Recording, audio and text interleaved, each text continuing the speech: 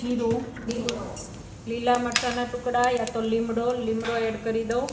લીમડાના પાન થોડા વધારે એડ કરવાના, એની સ્મેલ બહુ સારી લાગે આના ખીચડીમાં। એના પછી મરચાંની લીલા પોપટી મરચાં છે, પણ તમે મરચીની રીંગ કટિંગ નાખો તો એનો ટેસ્ટ પણ સારો આવશે।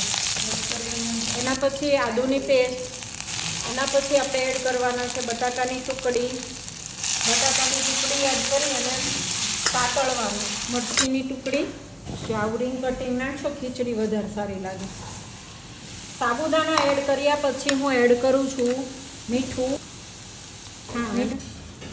થોડી બધી 1 થી 2 ચમચી, વધારે નહીં, એકદમ ઓછું પાણીનો આ રીતે છટકારો નાખી દીધો। લીડ ઢાંકી ગેસની ફ્લેમ સ્લો કરી એને એના પછી લીડ ખોલી અને આને આ રીતે મિક્સ કરવાનું છે અને